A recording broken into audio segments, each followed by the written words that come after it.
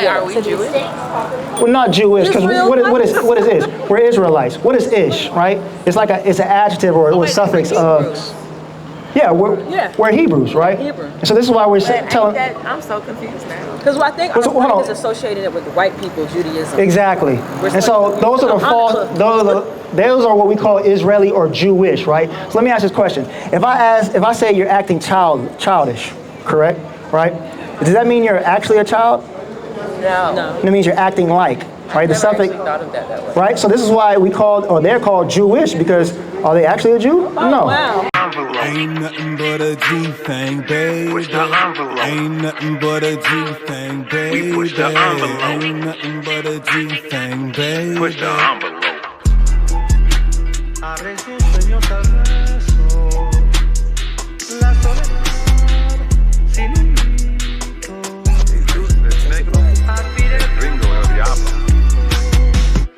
Big G's, not the little one.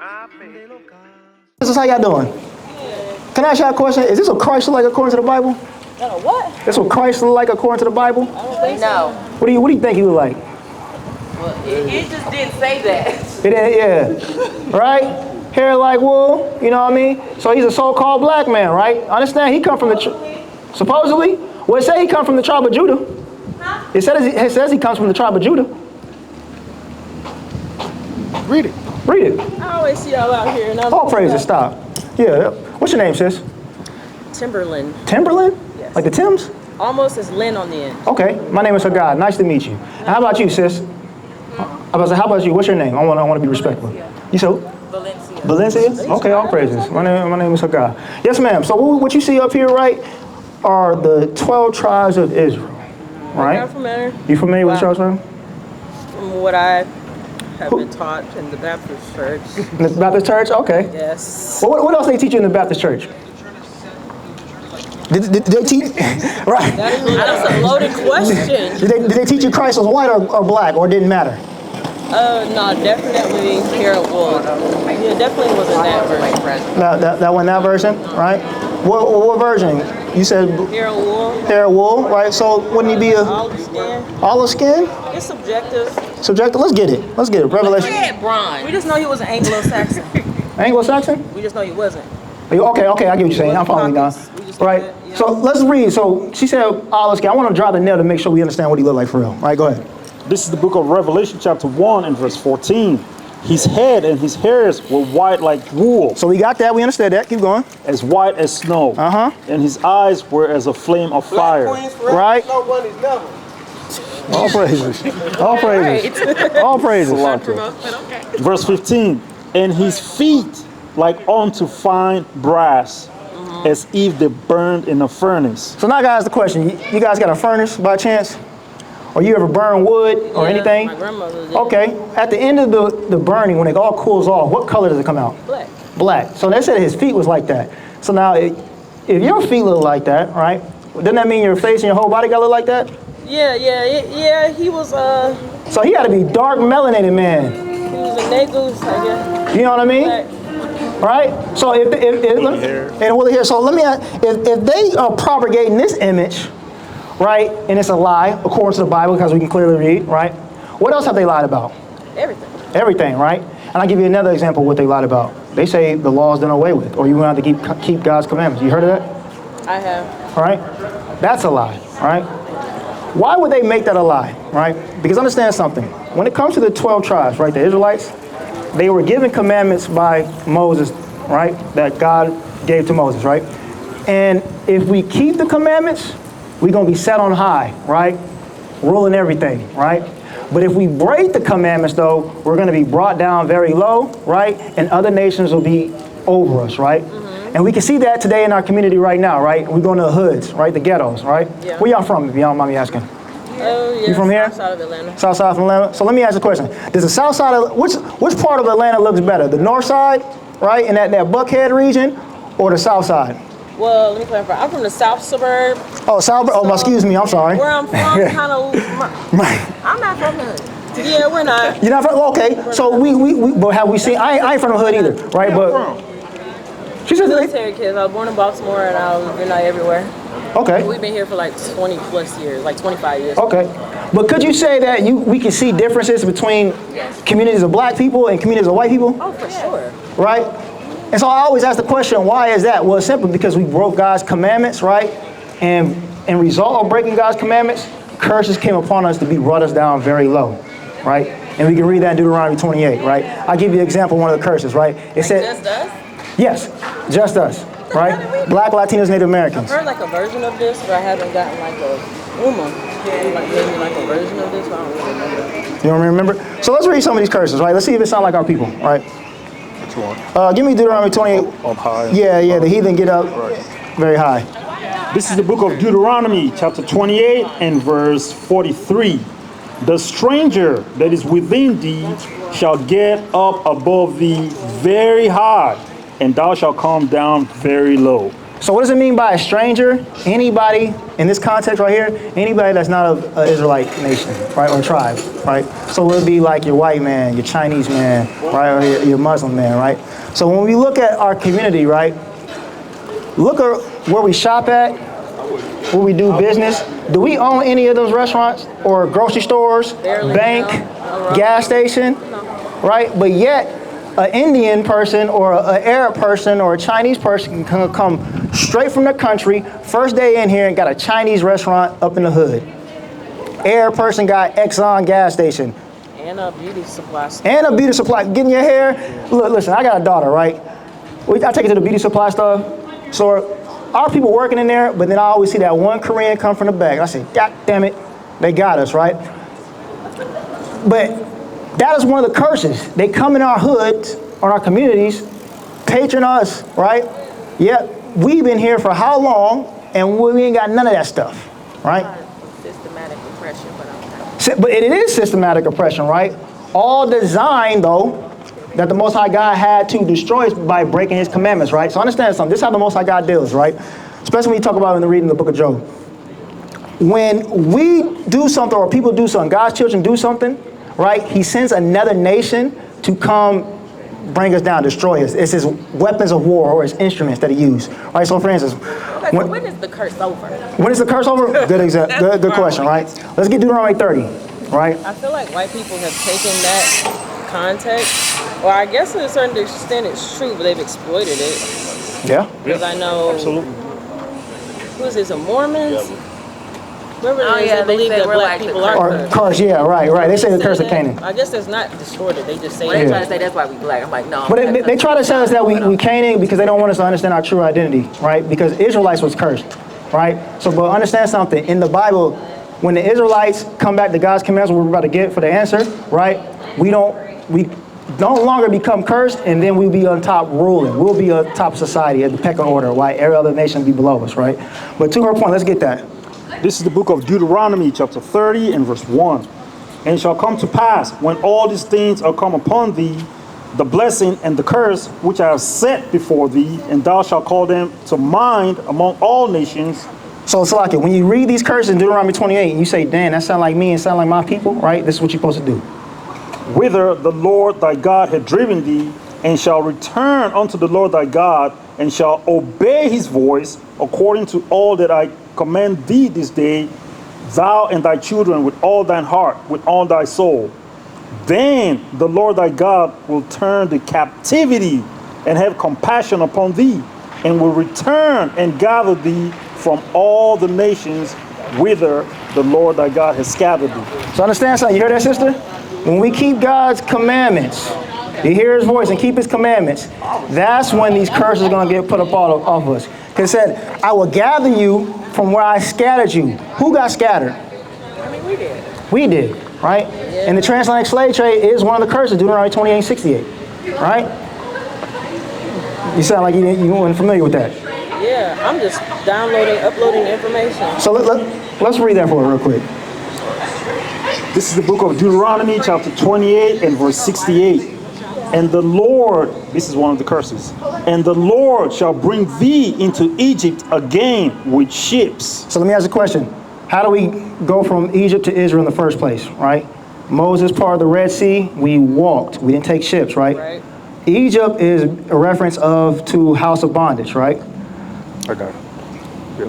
Time out. We ain't gotta do it. Listen to this. So Egypt is referenced as a house of bondage, right? But it said you'll go back in ships, right, as your way of transportation, right? Who went on ships into a place of bondage? Yeah. Us, right? Let's keep going. By the way whereof I spake unto thee, thou shalt see it no more again. And there ye shall be sold unto your enemies for bondmen and bondwomen, and no man shall buy you. So it says, when you go there, though, you're going to be sold to your enemies as bondmen and bondwomen. And we know what bondmen and bondwomen means. Slaves, Yeah. right? But this is in bondage. But this is a curse, according to Deuteronomy 28, for breaking God's commandments. So what did we break? God commandments. Okay, God commandments. when- Which one? So which ones are you familiar with? I mean, I don't know, but like, which one got You asked us broke? about. So We're talking about when, I mean, the way that my church would Like speak since of it, Moses? when he went up into the mountain, they were down there essentially doing whatever they wanted to do. But well, you call it the valley, but yeah, because they were, like I said, displaced. They were no longer in their homes. They were there for how many years? Like 30, 40, 50, I don't know how many 40. 40 years. And yeah, they were worshiping false idols, I believe, and I guess doing adulterous I thought they things. was only down there a few days, but they Girl, was in the no, it desert was a for long 40 time years. because that was yeah, they to were lost. a point, they were in the wilderness for 40 Yeah, they were in years. the wilderness, but they were lost. And he had gone up. Remember, at a certain point, he had gone up, engaged with God. He came back down with the commandments. Yep.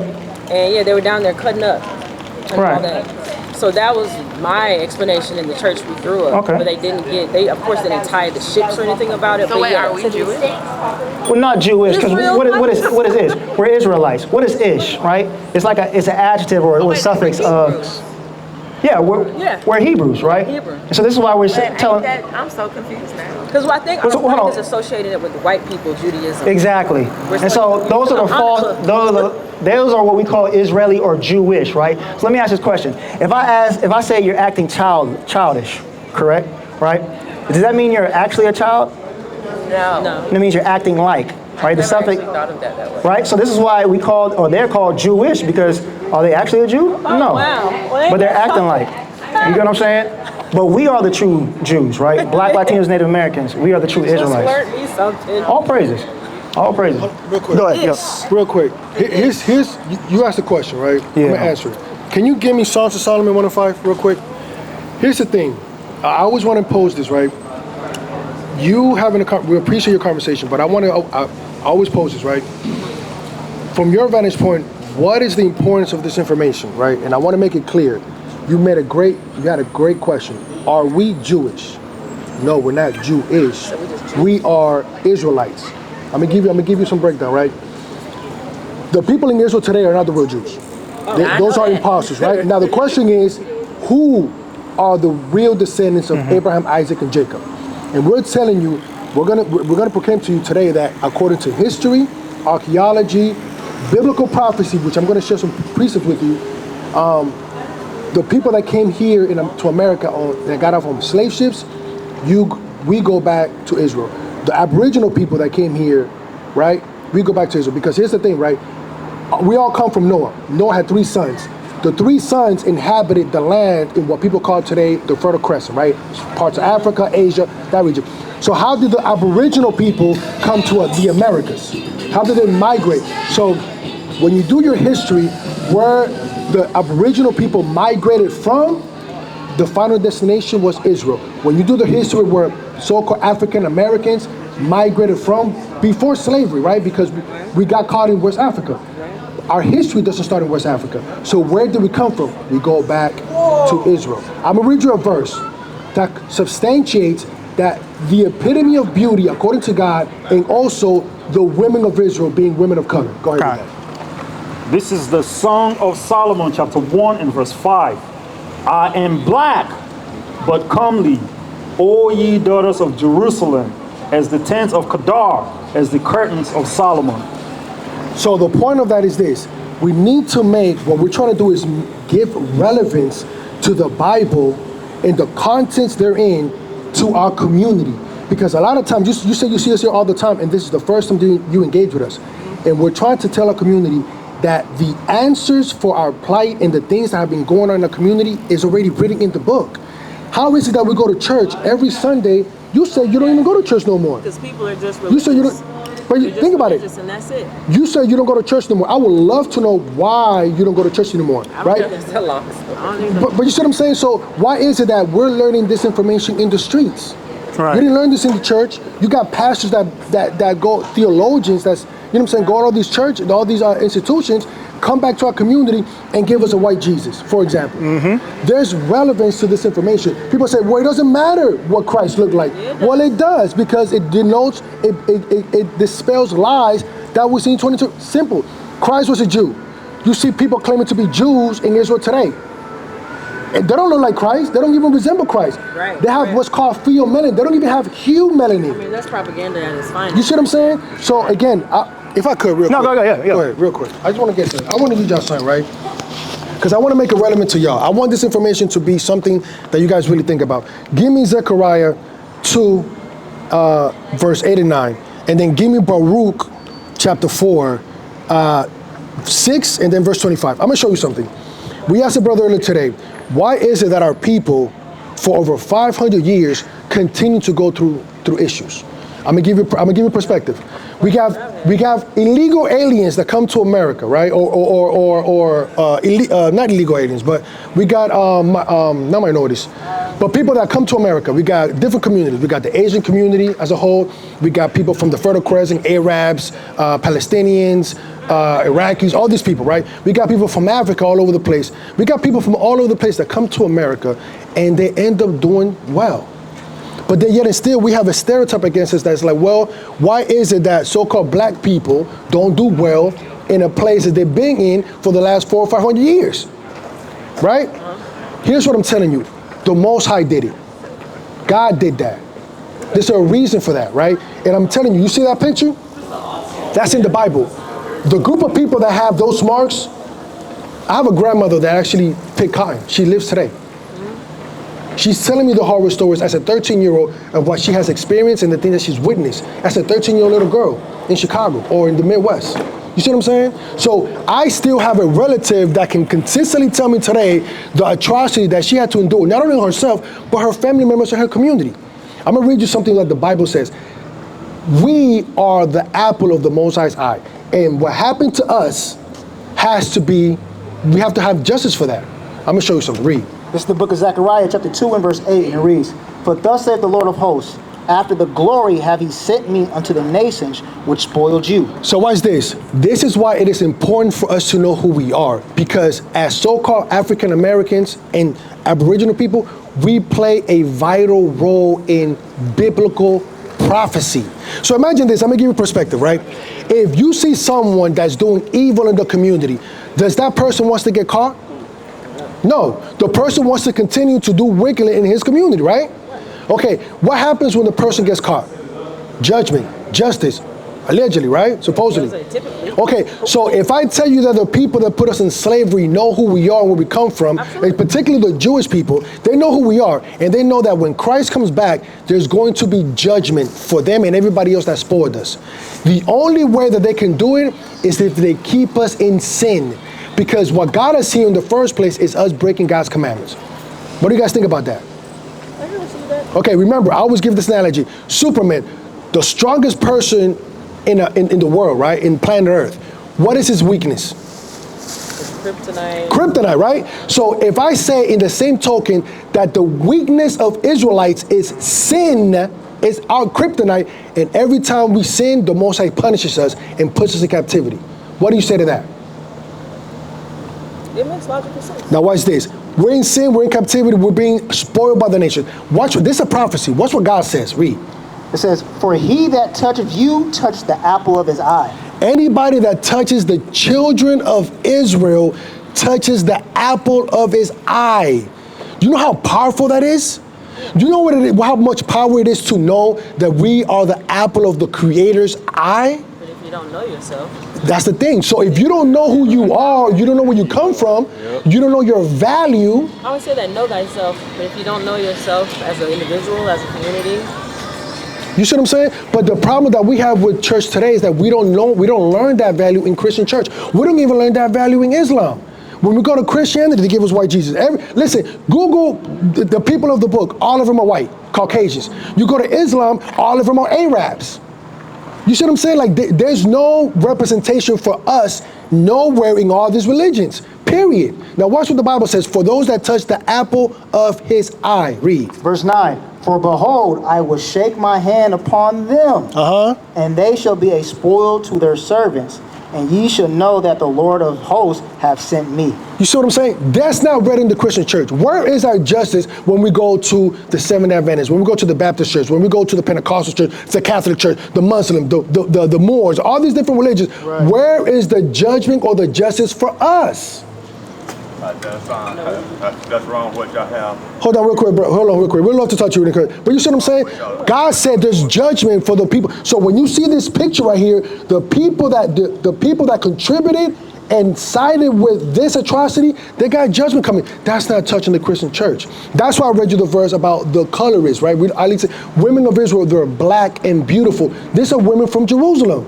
So when you read the New Testament, the women in the New Testament, Mary, for example, the mother of Christ, she's black and beautiful according to what the Bible says. Right. You see what I'm saying? There's no proper, you go to Asia, you go to all these different nations, they got a deity that represents them well. Where's our deity? Where's our representation when it comes to the creation story? People allowed our identity to be wiped. Now I'm gonna give you another one. Give me Baruch 4. I'm gonna give you, again, this is why it is important for us to know our biblical history. Not just circular history, but our biblical history, because if we can't complain about what happened to us and we don't know the reason. Like, I'm gonna be honest with you. When I was little, I always used to tell my dad, like, damn, I don't know what's going on, but I feel like I'm cursed. Because everywhere I go in my community, I just see death, destruction, prostitution, whoredom. I see, bro, I as a young kid, I saw a drug addict die of overdose in front of the bodega. Wow. Like, I seen that as a young kid. I seen needles and stuff like that. I seen my best friend's father used to sell drugs to the community. I used to see all that stuff. And I used to ask, like, why is this thing happening to us? And then I go across, like people say, the train tracks, and I see a whole different community. I say, well, what's going on? What's the difference? Why is it that they can get ahead and have all these things and we can't? We're the smartest. We're the best looking people. We set the trends. We're the strong. We're the fat. I mean, we excel in everything. Black women are excelling in education crazy right now. You know what I'm saying? Everybody comes and picks the salt of the earth, which is us. Everybody picks our corpse. But I'm going to read you this, Rico. Read. This is the book of Baruch, chapter 4 and verse 6. You were sold to the nations, not for your destruction, but because ye moved God to wrath. We bring this all the time. The reason that we're in this situation to begin with is because our forefathers failed us. Right? Our forefathers failed us. Our forefathers made decisions that affect us in antiquity. You read the New Testament, you read the Old Testament, you read about the decisions that our forefathers made, good and bad. When they made good decisions, we thrived, we flourished. When they made bad decisions, the nation as a whole, what? If anybody knows the Bible, we went into captivity. We got Assyria, we got Babylon, we got Greece, we got Rome, etc. That's biblical historicity. And then we look at what happens to them after they sin against the Most High. We become the low in society. So white people crashing out because they feel like the prophecies when they come to pass. I mean, think about it. Listen, listen. Listen. You said something crazy right now, and we're with you. That's a fact. Here's the thing. Why do you think Netanyahu is so adamant about going to war in his region? Because he's trying to, what's this? Give me Ezekiel 37. I'm going to finish this. I'm going to show you. This is prophecy. I'm going to show you that in Ezekiel 37 that this is coming to pass. He's trying, like you said, sis, he's trying to force prophecy, but it's not for them. They're not going to fulfill that prophecy. That's why they're doing everything, and they have America in their pinky. Think about it. Yeah. Why out of all the nations, America is the only one that's really like backing them? Yeah. Everybody else is not. Read. This is the book of Baruch, chapter 4 and verse 16. They have carried away the dear beloved children of the widow and left her that was alone desolate without daughters. No, give me 25. It's verse 25. Yeah. Sorry. This is the book of Baruch, chapter 4, verse 25. Okay, what's this? My children, suffer patiently the wrath that is come upon you from Hold God. on, I'm going to show you something. I'm going to give you the New Testament. Give me Revelation. Hold that. Give me Revelation 14:12 in the modern translation. I want you guys to understand something. The children of God, the believers, right? God's chosen people are patiently suffering. Patiently suffering. This is in the new. John the Revelator told us about this. You got that? I want you ladies to follow me real quick because this is important. Hold that. Read it again. Start from top. This is the book of Baruch chapter 4 and verse 25. My children, suffer patiently the wrath that is come upon you from God. We're literally suffering patiently. You got people walking around America, all over America, all over the world really, because we have remnants all over the world. But we're walking, particularly in America today, and you ladies remember, you walked here plenty of times seeing us and never spoke to us, right? Something happened, something in your spirit said, let me talk to these brothers today. But brothers and sisters walk around here every single day in the Beltline, carefree, like nothing's gonna happen to them. Like they're content in their situation right now, right? Well, people are conditioned they're too stuck in their current conditioning. So it's almost like, change is always hard, right? People always want to combat change. They want to reject change. They don't want to dispose their false teachings. It's hard for people to part with what they grew up with because they're emotionally attached to that. They're emotionally attached to what's comfortable. But I've come into clear knowledge a while ago. Once I stepped away from the church and my parents, they're just stuck on religion. They're not stuck on the spiritual and historical and true context. Doesn't make sense. Like we have, like people say, false prophets. I'm like, we went to a church where the pastor was literally touching kids. Listen. So it's like, it's hard Listen. And he was acting like he was my second daddy. When the same rules don't apply, and suddenly, you literally cherry pick the Bible to mean what you want it to mean. Like black people walk by. I'm gonna give it an example, right? Have y'all seen the book of Eli, the movie? Yeah, I don't remember it that Okay, well, the protagonist in the movie was a Caucasian man. Right. Eli was a blind man. Nobody knew he was blind, but he was able to read the Bible and all these different things, right? He was able to, he literally, did he memorize the Bible? Yeah. He memorized the Bible, right? But the Bible was always closed. Nobody really saw him read the words of the book, right? That was, but along the movie, you see the intention of the Caucasian man, why he was so motivated to get the book. You know what he said? Because if I'm able to utter the words of this book, I'm able to control the world. These words are powerful. Remember? People were using religion to manipulate and control people forever. That's how we got here. Now watch this. I'm gonna finish this first and I'm gonna give you more perspective. Manifest destiny. Going back to what you just said, watch this. I'm gonna finish this. So we suffer patiently. We do that. Listen, we're in America today and we're able to smile and rejoice even though we get on social media every single day and we see the atrocities that happen to people that look like you and me every single day. Social media never lets us forget what we're going through. Read. Baruch 4:25 still. For thine enemy had persecuted thee, but shortly thou shalt see his destruction and shalt tread upon his neck. So I'm gonna ask you a question. Here's the thing. We're patiently suffering, right, at the hands of our enemies. Now I'm gonna ask you a question. You can be as honest as you want to, right? According to that Bible verse, who, for our community, who will be our enemy? Be white. Who else? Because not just him. We don't want to just. Everybody. Think about it. We go to this. He's the apex predator. Boom. That's right. I agree with that. Okay, so we understand. But he's not the only one, though. He's not the only one. Invented all the things that aren't tangible, like the white people have come up with what's all the shit we say? Like systems. They aren't like they're not good physically. Like why do you We're smarter than them, but they were smart enough to come up with systems, systematic. They're not really that smart. The Most High allowed them to do that. I mean, but listen, I want to get to that point. But like I said, it is a plan, and we are under a curse for being disobedient because our forefathers. My first question: when did it over? Well, we got. No, and I'm gonna get to that. I'm gonna get. Gotta get the knowledge first, like you said. Right, but I know. I've been. Yeah, I just want to listen, sister. I just want to make sure that you guys understand. I've been thought it was confusing. Yeah. My mind with the It's weird. I'm like, we keep talking about Jesus being from the Middle East. I'm like, so why is he white? Because they not white. Now watch this. I picked that up as a child. Think about it. There's some lies in here. I'm gonna show you something. When you deal with science, it's very basic. There's a majority of the people in the world have what's called hue melanin, right? Hue. Melanin. You have hue.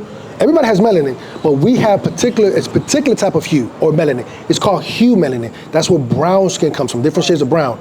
The minority of the world has what's called pheomelanin.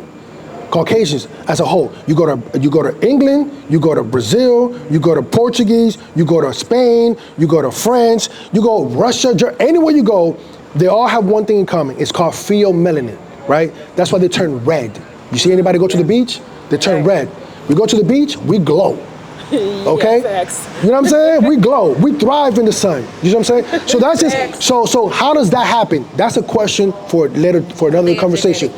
No, but I'm saying, but listen, and you know why I pose that analogy and I always bring that out? Vampires, they're not real. I mean, they're real, but they're not. But you know why I always bring that up? Because it destroys white supremacy or nationalistic ideologies. You know why? Because how can you say you're the supreme being, but then you have degenerate genes? Think about that.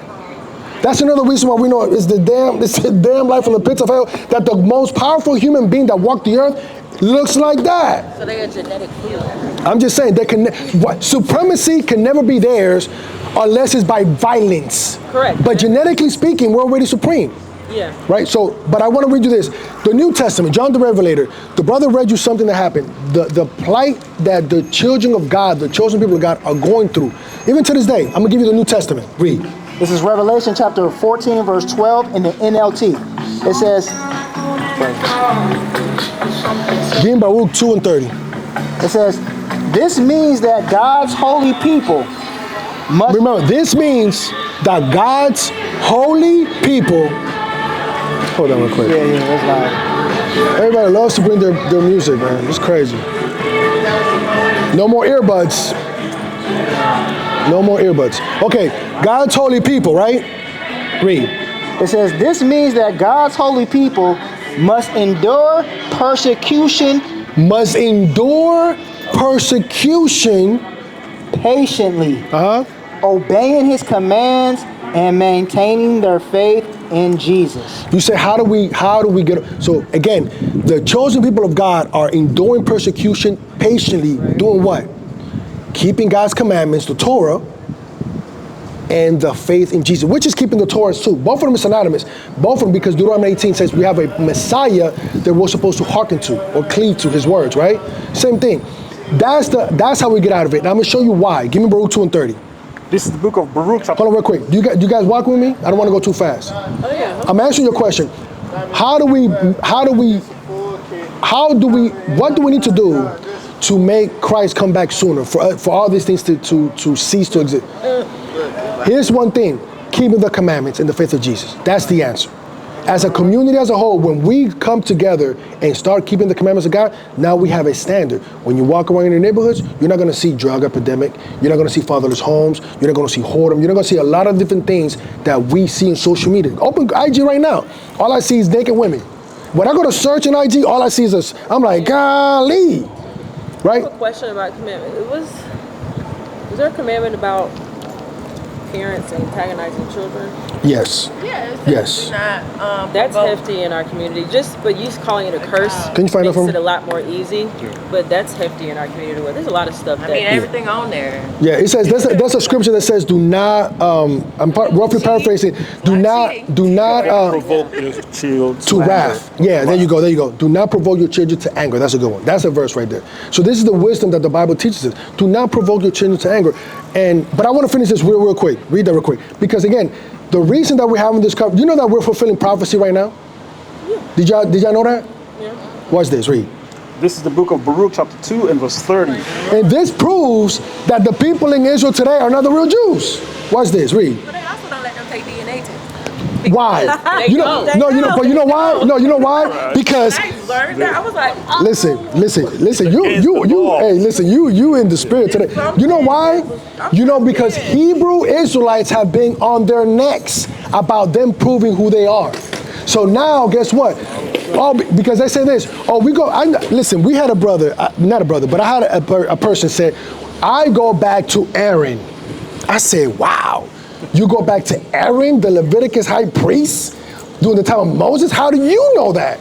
I got another one that said, man, we go back to David. Wow. How do you know that? How do you prove that? Well, what DNA test? You know what? Because you don't have an original sample. Where's the DNA sample for David? How do we know we go back to David? Right. You know what I'm saying? Do you have that? No. So you know what they did? We can't. That's the only thing they have. Well, you know what? We're not going to do no more DNA tests. You know why? Because if they did, they would go back somewhere else. The results of the DNA test will put you somewhere else, not the children of Jacob. Read. This is the book of Baruch chapter 2 and verse 30. For I knew that they would not hear me because it is a stiff-necked people. But in the land of their captivities, they shall remember themselves. Remember what I said, our forefathers made mistakes. They didn't hearken to the laws of God. They didn't hearken to the prophets of the Most High. So they made decisions that affected the whole nation, right? Today, we're individualites. We just worry about ourselves. Up until it affects our daughters, our children, it affects our husbands or wives, our parents, our significant, you know what I'm saying? Up until, outside of that, we don't, man, look, it's crazy because we go on social media and we see all these things and we scroll. It doesn't really affect us because it's not us. But when it hits us, it's different. Read. Verse 31. And shall know that I am the Lord their God, for I will give them an heart and ears to hear. Verse 32. And they shall praise me in the land of their captivity. Hold that. That's what we need to do. We need to praise the Most High. This is our captivity. Think about it. We're not from over here. We're in the bottom. Period. When we go to a bank, we got to ask them for permission. It doesn't matter if you got good or bad credit. It's under their discretion for them to give you housing, for them to give you a car, for them to give you a loan, for them to give you employment. We got DEA. They're talking about all these different things, DEA, right? Right now, they're pushing for fitness and you said you're a military brat, right? Okay, watch this. Oh, y'all says okay, y'all military brat. How beautiful, by the way. Watch this. We have a skin condition, right? The Bible says it's a sin for us to shave our beard. Bring that out real quick. It's a sin. Watch this. I'm gonna read this real quick, and I'm gonna make it relevant to you being military brats. Read. It's Leviticus.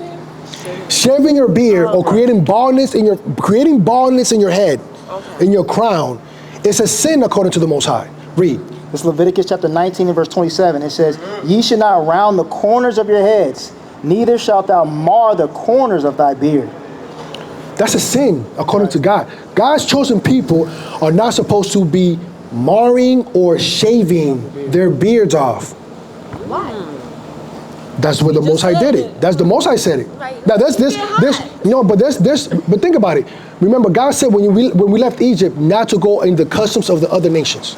So think about it like that. Remember, when you go to work, you see a sign, hey, it's wet. You see all these different rules in the workplace. They're like, some stupid some stupid person did something for this stupid rule to be in place. Exactly. You see what I'm saying? So what I'm saying is other nations have their culture and they were doing particular things. The Most High wanted us to be separate. So the Egyptians used to do all kind of debauchery. One of them was shaving their whole body, right? So we don't want to look like them. We don't want to look like a baby. Remember, I don't want to say the word, but when you deal with a particular group of people that like to abuse little kids, what they look like? They look for a particular type of youth. If you shave your face, you look what? Youthful, right? That's a sidebar.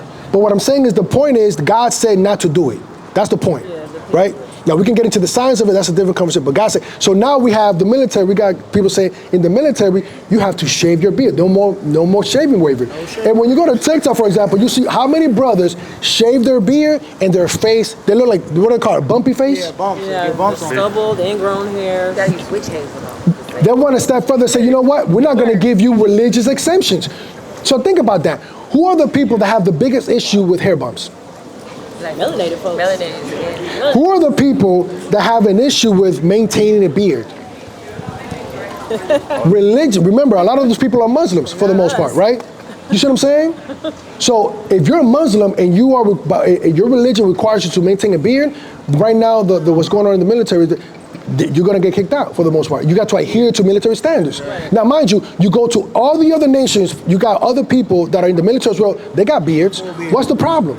Now, they're going to give you a bunch of nonsense about, mask and oxygen mask, but other people are able to do it. So if you look at it, this is why I said we're in captivity, because we have to adhere to the standard of the Caucasian man, woman, and child, right?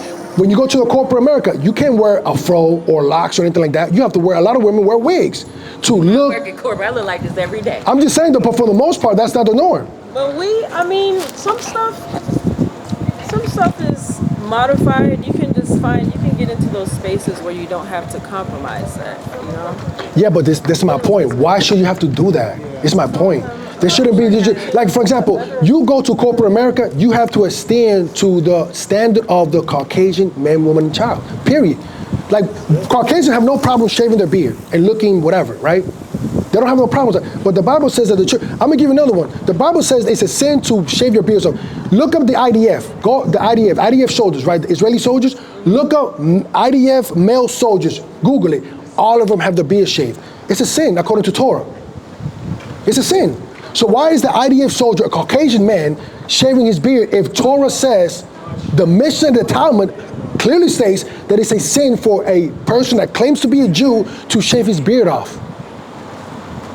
I want you guys to understand that. What we say, is it control or misinformation? No, what it is if we're the slaves, we have to adhere to the rules and regulations of the slave owner. So are you saying people are still in a mental penitentiary? Think about it. We have to depend on them, and I don't like to pick on them because it's more than them, but they affect us directly because they own everything. They own all infrastructure. Give me an infrastructure that we own, they take. They own it. Not even anymore. No, they own it. Think about that. They want to complain. They want to make points about us and our condition, but they're the ones behind the scenes controlling the whole situation. Imagine you playing a game and it's rigged for you to fail. Well, yeah. Imagine you doing that, and then the people that rigged the game are telling, see, you're a loser. You suck. You can't play the game. Go do something else. How does that work? Even the people that become millionaires, you think these people are not compromised? Jay-Z tried to go to Harlem and open up a casino. Who did he have to go talk to? Not black people. It wasn't a room full of black people. No, he wasn't. Again, I'm talking a little too much. I want you ladies to understand. They stood over there and they heard this. They don't like to hear that. There's judgment coming. There's a reason why we're out here and telling y'all we need to keep the commandments of God. You guys understand what I'm saying? Mm-hmm. Okay. Now, I just want to give you something I always bring out. Give me Leviticus 19. You got something? No, I was going to. Okay, no worry about it. You got something? No. Okay, give me Leviticus 19. I'm going to give you why this laws of God is important for our community. I'm going to give you 2 commandments that'll stop black on black crime overnight. What? I'm going to show you. You think I'm lying? Overnight? Overnight. If our community, if Pastor Porkchop tomorrow, all the pastors on Sunday got up in the church and said, listen, we got to keep the commandments of God, especially these commandments. Overnight, there will be a drastic change in black on black violence. You want me to read it to you? Yeah. Watch this. Read. 11, verse 11. Give me the same thing, Leviticus 19:16 in the NLT. Read. This is Leviticus chapter 19 and verse 16. It says, thou shalt not go up and down as a talebearer among thy people. First commandment, don't be a talebearer. Don't be murmuring. Don't be slandering each other. Don't be lying on each other. Don't be like, man, my sister, you know what, this, you know what I'm saying? Read that in the NLT. This is the book of Leviticus, chapter 19 and verse 16. Do not spread slanderous gossip among your people. How many people have died over slanderous gossip? Every day. How many people are getting abused or violated over slanderous gossip? Every day. Every day. Look at social media. How about I say? Look at social media. Listen, all you gotta do is pick up this phone and just look on social media. That's one. If we stop doing that, huge change in our community. And who do it the best? Women. Am I lying? Nah, men gossip more than women, and I'll stand on that one. What? It's better at hiding. I think male street codes Y'all takes talk precedence. way more. We just talk more out loud. Male street codes. You know what? Learning. You know what? No, you know what? You know what? You know what? Listen. I'll give it to the No, sister listen. a little bit. Listen. I'm not gonna argue that, okay? Because I've experienced that. I've experienced that. But you know what's crazy? You know why? Because in 2025, men have become more effeminate. I'm gonna be honest with you. Remember, and listen, please don't take this the wrong way. Please don't take this the wrong way. A lot of the time is because these men have been raised in single parent homes, predominantly with women. So think about that. If your father is not around to impute these different character traits on you, and all you're around is women or your mom predominantly, you're gonna pick up more on that. Remember, the Christian church is more it's called emotionalist. I'm gonna ask you something. Let me finish this point real quick, and I'm gonna let you. But I want you to see my point. When you go to church, it's all about emotional. Everybody's dropping and creaming and all these different things. It's really effeminate. Even the way right? It's full of women. It's full of women. Sit in the pulpit and the women So They don't run the church, but they keep it filled. So imagine you being pumped every Sunday with emotionalism. Every Sunday, pumped with emotionalism. You become overly emotional. You don't have what is it called? Emotional. Listen, we can't really have a conversation with a man in the church because why are you talking so loud? Why are you using certain language? Why are you doing this? I'm like, bro, I'm a grown man, bro. What are you talking about? I'm talking to you like a grown man. You're not my wife. You're not my mom. You're not my daughter. You're a grown man. I'm talking to you from my diaphragm with a little bit of testosterone. What are we talking about? Go ahead, though. I have a lot of thoughts on this. I know you do. I know you do. I know you do. I'm going to start with the feminine thing. Because I'm like, people always say how girls, women, mature faster than men. That is a common phrase that's used a lot. So to turn around and say that men act feminine as if it should be a negative trait when women in the black community oftentimes are typically leaders in their households. Is that right though? No. Is that right? I don't know if it's right, but it's a part of the systemic situation. No, but think about it. Characters that's developed over time. So I don't think it's a negative trait for a man to be emotional though. Yeah, but here's the problem. And I don't think being emotional. I'm gonna tell you why that's a problem. I'm gonna tell you why it's a problem. Because look in our community, you're dealing with emotional men. Go to Chicago, for example. You're dealing with emotional men. How is that a feminine trait though? Because then every in the world was started by a man. But here's the thing. No. Here's the thing.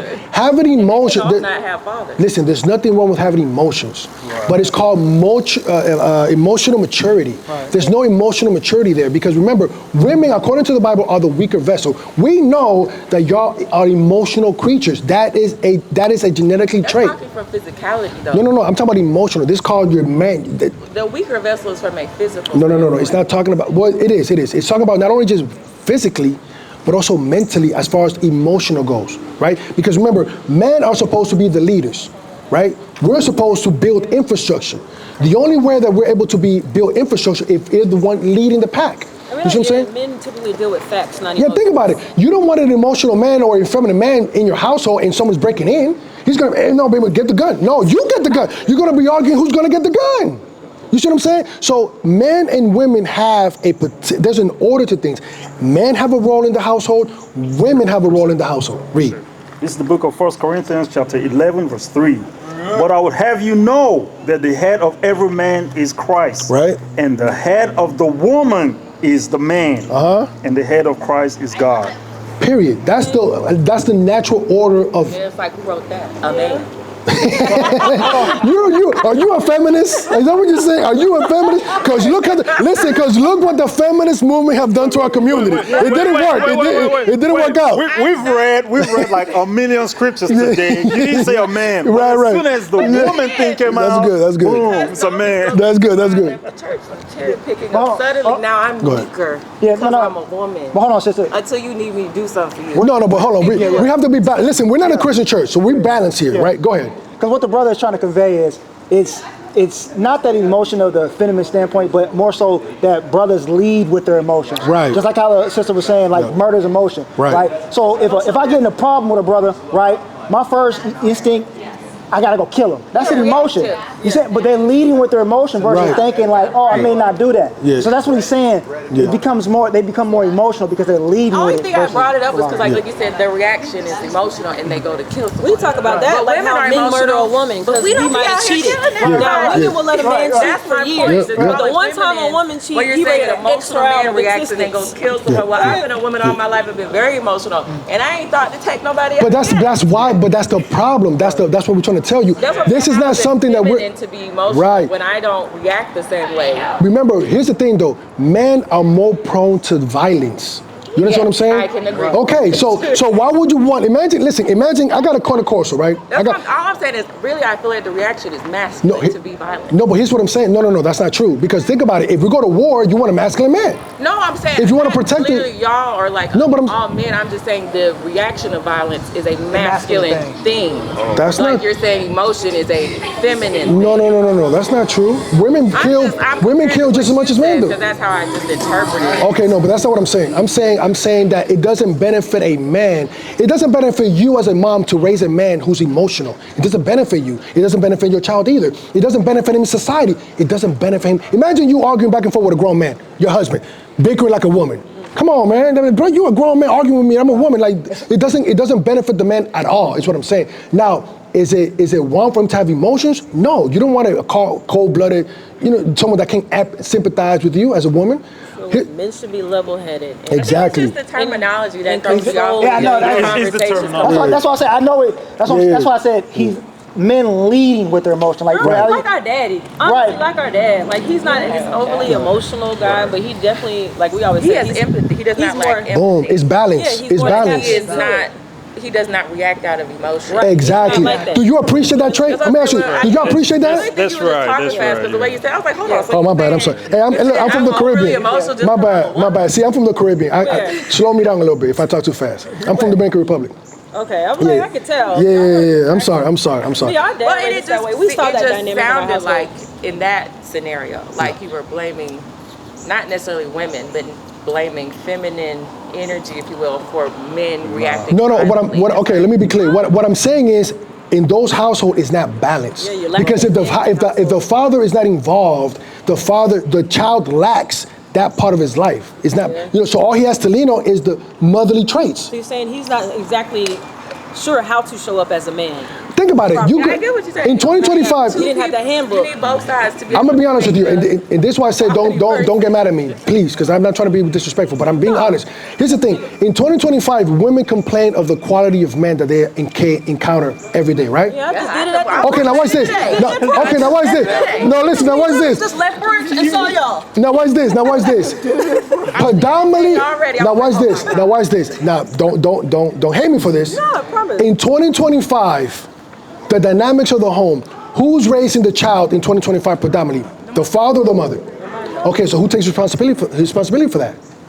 For shitty men in 2025, the father or the mother? Oh, it's definitely. No, I ain't gonna argue with that. Okay, see? I've thought about that. Okay. I got We have real I got conversations single where I mama know. friends. I have a daughter, so that the was dynamic there definitely I didn't comes have to from deal with both that. I have a sides daughter. for sure. Right. But yeah. No, so good, we're good with that. Now I'm gonna finish this one. I'm gonna get, because I know. These mamas be babying the hell out of y'all. No, not only that, these mamas be imputing hatred for their fathers and all the different things and stuff like this. So, but I'm gonna again, black and white violence, going to my original point, right? Overnight, murmuring, right?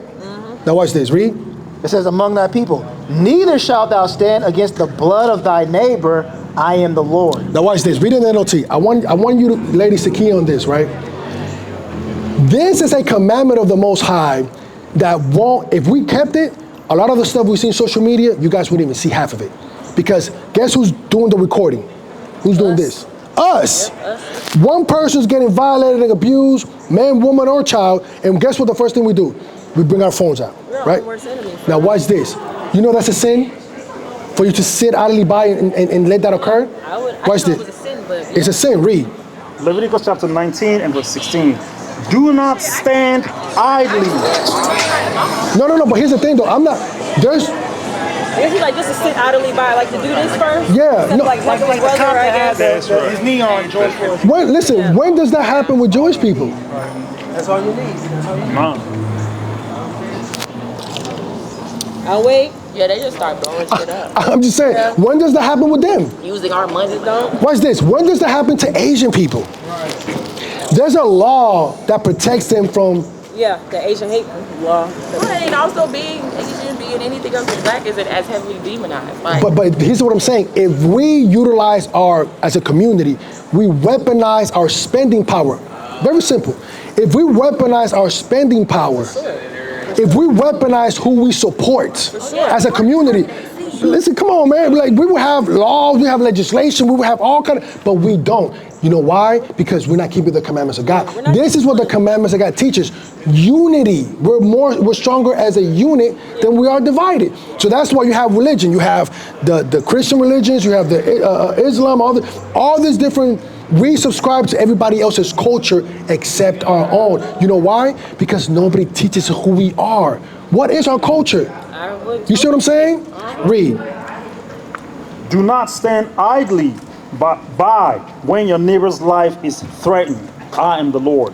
It's a sin for you to stand idly by all these different people that you see on social media There was a group of us, a gang of us, 20, 30, 40, 50 people there. And nobody stepped in, nobody mediated, nobody intervened. That's crazy. I mean, even next door neighbors aren't neighbors anymore. You're not asking for a cup of sugar. You're not asking to borrow stuff because people are in We've their lost own the space. village. Yeah, there's no We lost the village. You're not looking out for the kids, and now, like I said, a pedophile can come through. Listen. The kids are snatched because no one's looking out for each other. No one's sitting on the porch no more.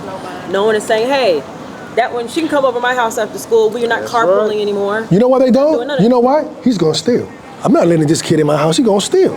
I'm not letting this girl in my house, she's gonna try to mess with my man. So the community have created a narrative. Individual, you said something. Individualites. Yeah. Yeah, but here's the thing though, did that occur prior to desegregation?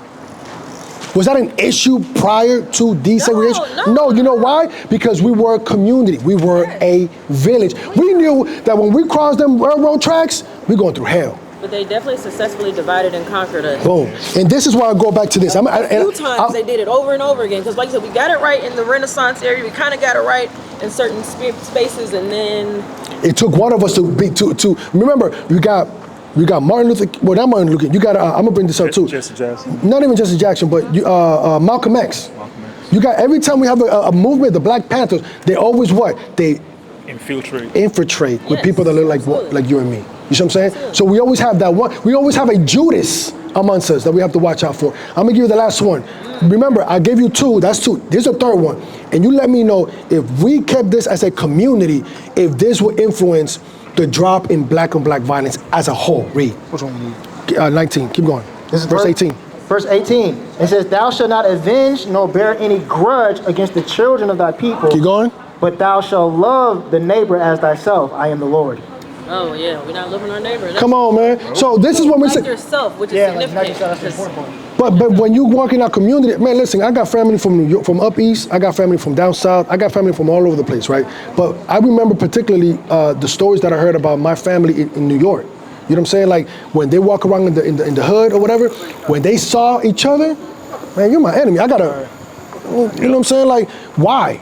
Why every time we look at someone that looks like me, we're cool, but then when we see someone like that, we don't have no problems with that? You see what I'm saying? No problem. Just making a point. Don't get offended. Don't call the cops, okay? Don't call the cops. Okay. I appreciate that. No, don't call this, you know. Well, my point is this. So this commandment, what I'm saying is, I read you 3 commandments. No murmuring, don't sit idly by, and don't love thy neighbor as thyself, meaning don't hold a grudge. Yeah, How many? A long way to go. But if Pastor Porkchop every Sunday taught his commandments, I'm just saying. Think about that. Imagine if the pastor is the biggest problem. Think about that. The pastor is the biggest problem in our community. It goes back to slavery. I know. Pastors are very exploitative. Like things have turned into just exploit. And like you said, if people align themselves with the book, Bible, God, spiritually, and went by the commandments, because how could you use your own people and exploit them? When But it happens every day. To spread the word of God and get us on one card so we can get out of bondage. Like, I don't watch someone But be I always in say that that position. we don't know ourselves, and like you said, the system is set up, but I always ask, how can we break the system? But I mean, that's the answer. I've always had the question. How do we break the system? Why can't we just get together? Why the hell is my daughter scared to be in the back seat because I'm riding down Campbellton Road? I said, you're not going to do that shit, because I'm like, these are your people though.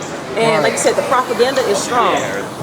I read this book, Joseph Conrad, Heart of Darkness. I went to majority white school, but then white teachers really kind of put us on. Like, he created Amistad for the white students. He said the black kids can kind of step out. He did the little audio for real. The white kids I believe you. crying because he said, I need y'all to feel this. The black kids, we were standing there just like, what y'all niggas is sad about? Mind you, we grew up watching Roots. We grew up watching this stuff, and those white kids were affected. White people don't feel this on a visceral level. And my daughter going to majority white school, I'm like, you're not going to be scared to be around your own people. We are in the car, riding down through a black neighborhood. You should not be afraid of somebody that looks like you. Like I said, the propaganda is strong because they don't teach us. And the book that I read, Heart of Darkness, the white author spoke to how the pivotal point where white people started to propagandize what we look like. Yeah. Those trigger words, black, dark, anything associated with black, dark is negative, criminal written. It's not good, it's devilish, it's demon. Mind you, like you said, first of all, the color, the darkest skin has all the colors in it. And I know that because I have an art background. Most UV rays. You know what I'm saying? My white art teacher, she wouldn't let us use black paint. She was like, no, black has every color in it. It is everybody. So I'm like, okay. Hold on, you saying you have black skin? Well, no, but like the darker Dark skin, like Brown. well, brown Brown, skin. yeah, But yeah, she was yeah. saying like just blackness in itself, how a lot of stuff comes from us culturally, but we don't know that. Like, so we're not Yeah. taught that systematically. We're not taught that. A lot of my education probably came from my dad a little bit, friends that were outside of religion, but religion is largely whitewashing. Do you understand that we influence not only culture but industry? I'm gonna give you an example. Absolutely. I'm gonna give you an example. Something that I'm gonna give you a black. I don't like to say black, but just for colloquial terms, right? A so-called black man's contribution that literally revolutionized America. You know what that was? The cotton industry. The person that created the cotton gin, guess who it was? It wasn't a white man.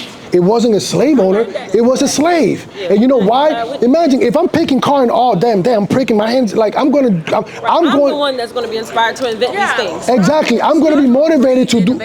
You see what I'm saying? So guess what? He was a slave, so the slave owner stole it. Now that he has generational wealth. And I said this. A lot of people talk about reparations. I have a question about reparations. I'm gonna show you. And let me see what you think. If they're gonna tell us that we don't deserve reparations because we're less than 100 years detached from slavery. Look at this, right? Less than 100 years detached. I have a grandmother who was enslaved. Like let that sink in. I have a breathing, living, walking grandmother who was a slave at 13. Yeah. You know how many middle fingers I want to give this? You know what I'm saying? Does she deserve reparations? Now watch this. Let's say we don't.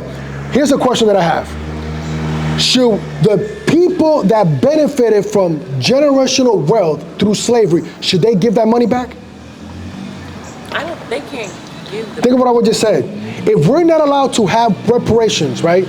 Should their kids have generational wealth if they have nothing to do with that? Nah. What's the cutoff date? You see what I'm saying? So when you flip it, listen, we shouldn't be asking for reparation. We're never gonna get it. We should be asking, okay, well, should the descendants of the Rothschilds, should the descendants of all these different families that we have their last names? That part. We have their last names. Should the descendants of these people, these families, matter of fact, did you know that we predominantly were Jewish? Right. Yes. Jewish people had the biggest plantation in history. Did you guys know that? I didn't know that. Yes. Portugal. Bigger than that. If you do your history, a brother of ours came out with a presentation, and he literally gave that history. He gave us that history. He said, listen, did you know that the Jewish community had the biggest plantation in history? It took over the span of states.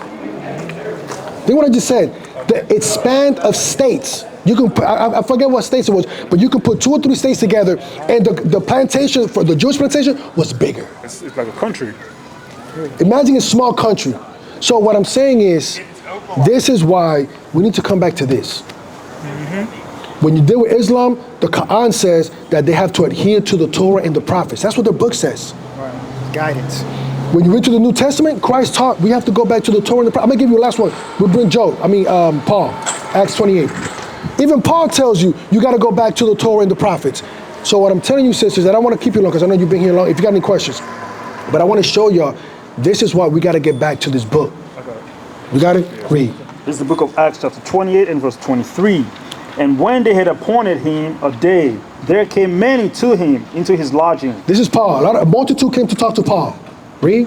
To whom he expounded and testified the kingdom of God. The kingdom of God. Persuading them concerning Jesus, persuading them to have faith in Jesus Christ, who they call whose real name is Joshua, by the way. Right? Read. Persuading them concerning Jesus, both out of the law of Moses and out of the prophets, from morning till evening. Paul taught his ministry was based on the Torah and the prophets. So when you go to church, I commend you for leaving the church, because they're going to go to church, they're going to give me 10% of your gross income, and then they're going to teach you lies and things that are going to keep you in bondage. Now, going back, everything I said, going back to my original point. Going to your question, how do we get out of here? The bottom line is this. We got to this is the conclusion of the whole matter, fear God and keep his commandments. That's how we get out of here. Fear God and keep his commandments. You know why? Because the kingdom is in us. People think that we're waiting for, no, Most High is waiting for us. That's what they're turning to. The Most High, imagine Christ, listen, Christ is like this, with a sword. Come on, man.